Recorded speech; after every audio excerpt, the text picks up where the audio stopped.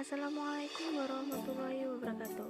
Di sini kami dari kelompok 2 yang beranggotakan adalah Putri Amelia, Hibatul Hidam, Naulah Aziza, Siti Salwalita Aziza akan mempresentasikan mengenai konsep perencanaan pembelajaran. Bismillahirrahmanirrahim. Assalamualaikum warahmatullahi wabarakatuh. Baik, di sini saya akan menjelaskan tentang perencanaan pembelajaran. Sebelumnya seorang pendidik itu harus menguasai dan mempunyai perencanaan pembelajaran sebelum masuk dalam pembelajaran. Karena apa? Dia untuk menunjang pencapaian tujuan yang diinginkan. Oke, langsung saja. Perencanaan pembelajaran yaitu terdiri dari dua kata. Yang pertama, perencanaan dan pembelajaran. Apa sih perencanaan itu? Perencanaan itu diambil dari kata rencana yang artinya pengambil keputusan atau sebuah rancangan untuk memperoleh tujuan yang diinginkan. Kemudian pembelajaran. Pembelajaran itu berasal dari belajar. Yang mana belajar adalah proses perubahan tingkah laku pada diri peserta didik. Sedangkan pembelajarannya itu adalah interaksi antara pendidik dengan peserta didik yang mana nanti menghasilkan perubahan tingkah laku yang lebih baik oleh peserta didik tersebut. Jadi yang dimaksud dengan perencanaan pembelajaran adalah suatu rancangan yang harus dibuat oleh seorang pendidik dalam pembelajaran untuk menunjang interaksi pendidik dan peserta didik dalam sebuah pembelajaran yang mana nantinya akan mencapai sebuah tujuan tertentu. Baik, mungkin untuk hakikat perencanaan pembelajaran cukup dari sini saja. Terima kasih. Selanjutnya yaitu urgensi perencanaan pembelajaran. Perencanaan pembelajaran itu sangat dibutuhkan karena adanya beberapa hal, yaitu yang pertama, pembelajaran itu adalah proses yang bertujuan. Sesederhana apapun proses pembelajaran dilakukan oleh guru, proses tersebut diarahkan untuk mencapai suatu tujuan. Yang kedua yaitu pembelajaran itu adalah proses yang kerjasama. Dalam proses pembelajaran akan minimal akan melibatkan antara guru dan siswa. Dalam proses pembelajaran tersebut, guru tanpa siswa tidak akan memiliki makna. Adapun urgensi perencanaan pembelajaran itu yang pertama menunjukkan arah kegiatan, yang kedua memperkirakan apa yang akan terjadi dalam pembelajaran, yang ketiga yaitu menentukan jalan terbaik untuk mencapai suatu tujuan pembelajaran, selanjutnya yaitu menentukan skala prioritas, dan yang terakhir menentukan standar untuk mengadakan pengawasan atau evaluasi kinerja, sasaran, dan kegiatan usahanya. Selanjutnya yaitu prinsip perencanaan pembelajaran. Yang pertama, prinsip perkembangan. Kemampuan anak pada jenjang usia dan tingkatan kelas itu berbeda-beda. Pada prinsip inilah siswa sedang belajar berada dalam perkembangan dan akan terus berkembang. Baik, yang kedua yaitu prinsip perbedaan individu. Tiap siswa itu memiliki ciri dan pembawaan yang berbeda-beda. Menerima pengaruh dan perlakuan dari keluarga yang juga berbeda. Ada yang siswa memiliki badan yang tinggi, kurus, ada yang siswa memiliki kecerdasan yang tinggi ataupun yang rendah. Selanjutnya yaitu prinsip minat dan kebutuhan anak. Setiap anak itu memiliki minat dan kebutuhan sendiri-sendiri. Misalnya anak kota berbeda minat dan kebutuhan dengan anak yang ada di desa. Sama demikian juga anak yang ada di daerah pantai berbeda minat dan kebutuhannya dengan anak yang ada di pegunungan. Demikianlah seterusnya. Dalam hal pembelajaran, bahan ajarnya pun dan penyampaiannya sebisa mungkin disesuaikan dengan minat dan kebutuhan anak masing-masing tersebut. Yang terakhir yaitu prinsip motivasi. Motivasi itu sangat berperan penting dalam proses pembelajaran. Tanpa adanya motivasi mengakibatkan berkurangnya semangat belajar siswa. Selanjutnya, model perencanaan pembelajaran. Sebelumnya, model perencanaan pembelajaran adalah arahan yang berbentuk tahapan-tahapan yang harus ditempuh oleh guru saat melakukan kegiatan proses belajar mengajar.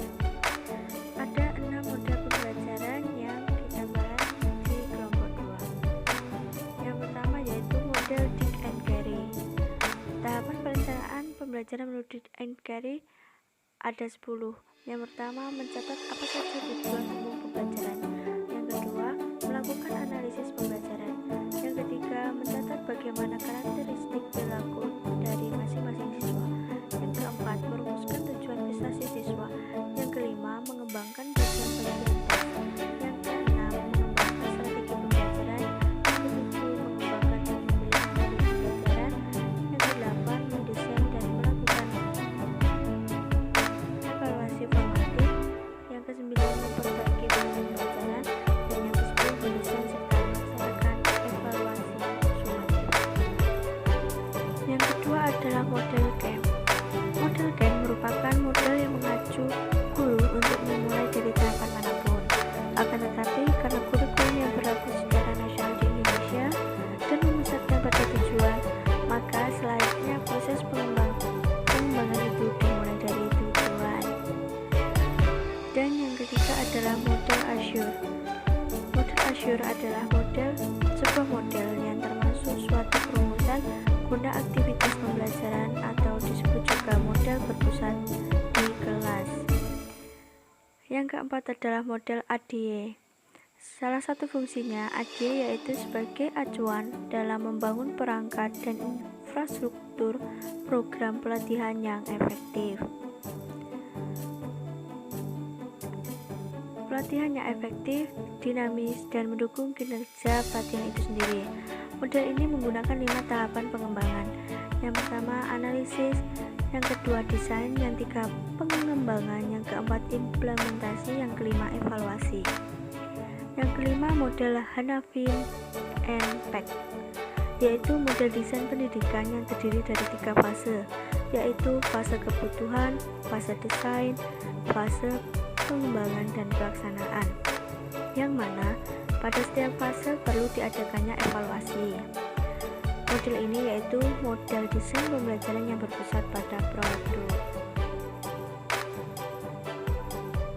Dan yang terakhir adalah model PPSI. Model PPSI dilakukan guna persiapan pembelajaran pengembangan. Pengembangan model tersebut meliputi yang pertama, perumusan tujuan, yang kedua, pengembangan alat evaluasi, yang ketiga, kegiatan belajar, yang keempat, pengembangan program belajar, dan yang terakhir, pelaksanaan pengembangan. Baik, di sini saya akan menjelaskan tentang materi tipe-tipe belajar. Sebelum kita lanjut lebih jauh apa saja tipe belajar itu, kita ketahui dulu makna atau definisi dari tipe belajar itu sendiri. Jadi tipe belajar itu merupakan gaya atau style belajar yang dimiliki oleh setiap individu, di mana gaya belajar tersebut merupakan cara termudah mereka dalam menyerap serta mencerna informasi terhadap informasi atau materi belajar. Kan keahlian siswa untuk menguasai materi atau informasi itu kan berbeda tingkatannya. Ada siswa yang cepat menerima informasi, ada yang sedang, ada yang cukup lambat. Oleh karena itu mereka menempuh metode yang berbeda untuk menguasai suatu informasi atau pelajaran yang sama. Para ahli membagi tipe belajar tersebut ke dalam berbagai jenis, yaitu tipe belajar visual, auditorial, dan tipe kinestetik. Yang pertama yaitu tipe belajar visual. Dari kata visual sendiri sudah kita ketahui bahwa tipe belajar ini mengandalkan atau menitikberatkan pada ketajaman indera penglihatan. Maksudnya bukti-bukti atau contoh konkret itu wajib diperlihatkan terlebih dahulu supaya mereka itu mengerti. Tipe belajar semacam ini itu mengandalkan penglihatan atau melihat dulu buktinya, kemudian mereka bisa mempercayainya. Oleh karena itu, bagi mereka itu alat peraga ataupun media pembelajaran itu sangat penting untuk membantu dalam penyerapan suatu informasi atau materi yang diberikan pada mereka. Nah, untuk ciri atau karakteristik siswa yang bertipe visual ini, yaitu yang pertama, mereka memandang suatu data atau pelajaran itu secara visual guna mengetahui ataupun menguasainya. Kemudian yang kedua, mereka itu mempunyai kepekaan yang lumayan terhadap suatu warna. Nah, yang ketiga yaitu memiliki kemampuan yang lumayan terhadap permasalahan artistik atau bisa dibilang seni. Kemudian yang keempat yaitu mereka cenderung kesusahan dalam berbicara atau berdialog secara langsung.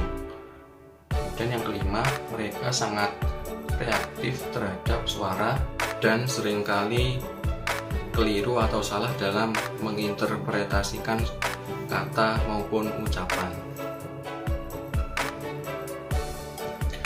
Selanjutnya adalah metode atau cara belajar yang sesuai untuk anak tipe visual, yakni sebagai berikut. Yang pertama, mereka bisa belajar melalui gambar ataupun video yang menarik. Nah, dengan melalui gambar ataupun video yang menarik tersebut, bisa diharapkan penyerapan suatu informasi akan berjalan lebih cepat. Nah, kemudian yang kedua yaitu membaca buku yang tidak hanya sekedar tulisan saja, akan tetapi buku tersebut juga mempunyai ilustrasi. Nah, kemudian yang ketiga, saat belajar bisa sambil melakukan doodling atau istilahnya itu mencoret agar bisa lebih fokus. Kemudian yang keempat, mereka bisa juga menggunakan spidol warna-warni dikala membuat ataupun menulis catatan. Dan kemudian yang terakhir yaitu membuat mind mapping guna mempermudah mereka dalam belajar. Selanjutnya, tipe belajar yang kedua yaitu tipe auditorial. Siswa yang bertipe auditorial ini mengandalkan pada indera pendengaran untuk bisa memahami dan mengingat suatu informasi. Nah, karakteristik tipe belajar semacam ini itu benar-benar menempatkan indera pendengaran sebagai komponen atau alat utama untuk mencerna, menyerap, maupun mengolah informasi ataupun ilmu pengetahuan. Nah, artinya mereka harus mendengar, baru kemudian mereka bisa mengingat dan memahami informasi tersebut. Terdapat beberapa ciri atau karakteristik untuk siswa yang bertipe belajar auditorial ini, yakni yang pertama, siswa yang memiliki belajar tipe ini yaitu semua informasi hanya bisa diserap melalui pendengaran. Kemudian yang kedua, mereka memiliki kesulitan untuk menyerap informasi dalam bentuk tulisan secara langsung dan memiliki kesulitan menulis ataupun membaca. Selanjutnya yaitu cara atau metode belajar yang sesuai untuk anak bertipe auditorial, yakni sebagai berikut. Mereka bisa mendengarkan musik yang disukainya. Kemudian yang kedua yaitu pada saat guru mengajar bisa direkam dan kemudian bisa didengarkan di kemudian hari. Selanjutnya yang ketiga, saat membaca buku bisa sambil mengucapkan dengan suara pelan agar lebih mudah mengingat. Kemudian yang keempat, mendengarkan penjelasan materi dari guru saat di kelas dengan seksama. Dan yang terakhir yaitu berdiskusi dan belajar bersama teman agar bisa dan mudah memahami serta mengingat materi. Selanjutnya, tipe belajar yang terakhir yaitu tipe kinestetik. Tipe belajar kinestetik ini mengharuskan individu yang bersangkutan menyentuh sesuatu yang kemudian memberikan informasi tertentu agar ia bisa mengingatnya. Nah, biasanya individu yang bertipe belajar ini merasa lebih mudah mempelajari sesuatu, tidak hanya sekedar membaca buku, akan tetapi juga mempraktikannya. Nah, dengan melakukan atau menyentuh objek yang dipelajari ini akan memberikan pengalaman tersendiri bagi tipe belajar kinestetik ini. Nah, karakteristik yang khas atau khusus bagi siswa yang bertipe belajar kinestetik ini, yaitu mereka menempatkan tangan sebagai alat atau komponen penerima informasi utama agar bisa terus mengingatnya. Nah, dengan hanya memegangnya saja, siswa yang memiliki tipe belajar ini bisa menyerap informasi tanpa harus membaca penjelasannya terlebih dahulu. Nah, dengan karakteristik yang demikian tersebut, tentu saja tidak semua individu bisa melakukan tipe belajar kinestetik ini. Nah, kemudian cara belajar yang sesuai atau tepat untuk anak bertipe kinestetik adalah sebagai berikut. Saat mendapat materi belajar, apabila memungkinkan segera dipraktikkan. Nah, kemudian belajar sambil melakukan aktivitas yang melibatkan gerakan. Kemudian melakukan eksperimen atau uji coba dari materi yang telah diberikan oleh guru. Kemudian yang keempat, bisa mengunjungi tempat atau lokasi yang berkaitan dengan materi yang telah dipelajarinya, misalnya mengunjungi museum atau bisa mengunjungi kebun binatang. Nah, kemudian mereka bisa juga mengikuti ekstrakurikuler, yaitu contohnya KIR atau kelompok ilmiah remaja. Adalah manfaat perencanaan pembelajaran. Yang pertama, manfaat yang diperoleh dari perencanaan pembelajaran yang pertama yaitu melalui proses perencanaan yang matang, maka akan terhindar dari keberhasilan yang bersifat untung-untungan. Artinya, perencanaan yang matang dan akurat maka akan mampu memprediksi seberapa besar keberhasilan yang akan dicapai. Yang kedua, sebagai alat untuk memecahkan masalah. Guru yang melakukan perencanaan yang baik akan dapat memprediksi kesulitan apa yang akan dihadapi oleh siswa dan mempelajari materi pelajaran tertentu. Yang ketiga, untuk memanfaatkan berbagai sumber belajar secara tepat. Seiring dengan perkembangan dan kemajuan ilmu pengetahuan dan teknologi, maka saat ini banyak sumber-sumber belajar yang mengandung berbagai informasi. Dengan demikian, siswa akan dihadapkan pada kesulitan belajar memilih sumber belajar yang dianggap cocok dengan tujuan pembelajaran. Yang keempat, perencanaan akan dapat membuat pembelajaran berlangsung secara sistematis. Artinya, proses pembelajaran tidak akan berlangsung seadanya, akan tetapi akan berlangsung secara terarah dan terorganisir.